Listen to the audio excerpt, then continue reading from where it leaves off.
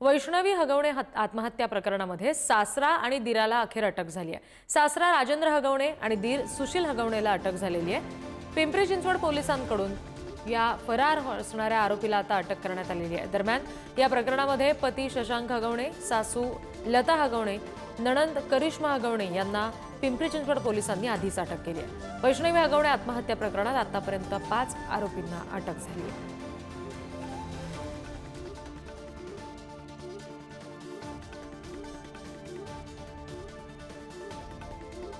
तर आरोपी राजेंद्र हगवणे आणि सुशील हगवणेच्या अटकेआधीचं सीसीटीव्ही फुटेज सुद्धा आता समोर आलंय। अटकेआधी हॉटेलमध्ये जेवतानाचं हे सीसीटीव्ही फुटेज समोर आलेलं आहे।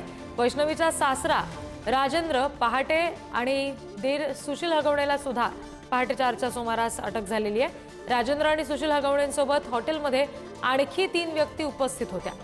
आरोपींना मदत करणाऱ्यांना आता पोलीस कधी अटक करणार हा सवाल उपस्थित झालाय। आपण सध्या ही दृश्य बघतोय।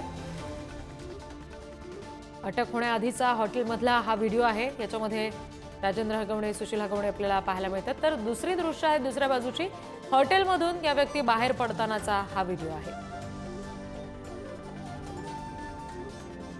आता या सगळ्याच 5च्या 5 जणांना अटक झालेली आहे, ज्यांच्यामुळे वैष्णवीनं आत्महत्या केली अशा हगवणे कुटुंबियांना आता पोलिसांनी ताब्यात घेतलंय।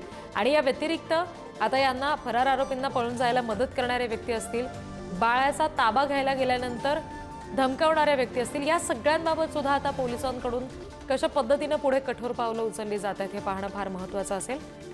आपण सध्याची ही दृश्य बघतोय।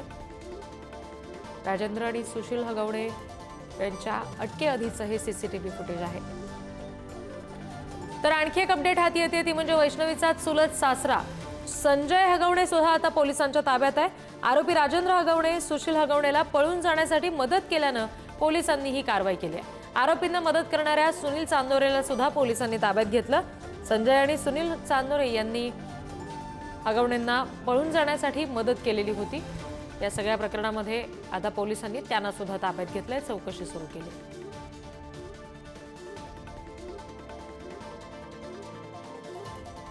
आणखी एक महत्त्वाची अपडेट, वैष्णवीच्या आईवडिलांना धमकावणाऱ्या निलेश चव्हाण विरुद्ध गुन्हा दाखल झालेला आहे। वैष्णवीच्या बाळाचा ताबा घेण्यासाठी जेव्हा कसपटे कुटुंबीय गेले होते तेव्हा निलेश चव्हाणनं त्यांना धमकावलं होतं। बंदूक दाखवून वैष्णवीच्या आईवडिलांना जीवे मारण्याची धमकी दिलेली वारजे पोलीस स्टेशनमध्ये आरोपी निलेश चव्हाण विरुद्ध आता गुन्हा दाखल झालेला आहे।